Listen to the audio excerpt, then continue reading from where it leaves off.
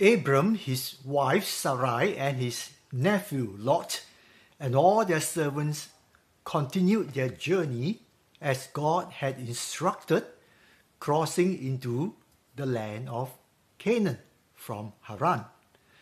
That journey was not without a burden for Abram, who not only missed his brother Haran, who died in Ur, but also his remaining brother Nahor, who did not wish to join him. Added to his grief, his father Terah had died in the city of Haran, where they had been living for some time after moving north from Ur of the Chaldees.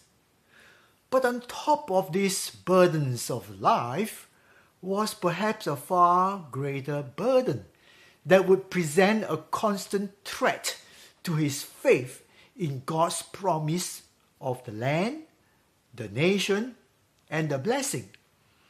We are told right at the beginning, even before God appeared to Abram with his promise, but Sarai was barren. She had no child. Genesis 11:30. Notice the double emphasis, barren, no child. Abram would probably be happy to receive a large piece of real estate, the land of Canaan. But how could the promise of the nation coming out from him be fulfilled if Sarai was barren? It was interesting to note that Abram had acquired much wealth in Haran, and all the possessions that they had gathered and all the people they had acquired in Haran. Genesis 12:5. It would be so tempting to stay put in Haran and enjoy the fruits of their labor, their wealth, and their comfort of life. But no, Abram chose to respond to the call of God in his life, willing to sacrifice his comfort and wealth in Haran and be willing to suffer the hardship of a long journey and the perils that may come along the way. We can picture the huge entourage with servants, flocks of animals, household goods on beasts of burdens weaving their way to Canaan. The author of Hebrews said of Abram, by faith, who obeyed when he was called to go out to the place which he would receive as an inheritance. And he went out, not knowing where he was going. Hebrews 11:8.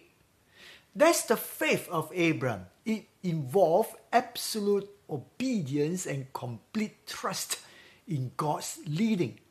By not knowing where he was going, we do wonder how Abram could ever make that journey without a destination in mind. Yes, it was the land of Canaan that he was going, a huge land, but the route and the specific places he had to go was entirely in God's hands. He had to listen carefully to God's direction. After crossing into Canaan, we are told that he arrived in Shechem, and the Canaanites were then in the land. Genesis 12:6. It was to remind us of two things. Firstly, Abram was in the foreign land, but in familiar spiritual territory. The Canaanites with their idolatrous practices were all too familiar to him way back in Mesopotamia, where the moon god was worshipped in his own city of Ur. We too are reminded that though we are not of this world, we are in the world, and we are constantly witnessing the ways of the world. Secondly, Abram was in Canaan to claim his inheritance. But Canaan was not his yet until many years later, when Joshua came to the scene with the children of Israel. As such, Abraham had to live with his Canaanite neighbors, as we will soon see, even collaborating but without being polluted by their ways. That is our experience with the world too, isn't it so? As Abraham gazed at his Canaanite neighbors, maybe feeling a little perplexed, God appeared to him to give his calm assurance. To your descendants, I will give this land. Genesis 12:7. Abraham built an altar to the Lord. It was an altar of thanksgiving for the land that he claimed for his descendants.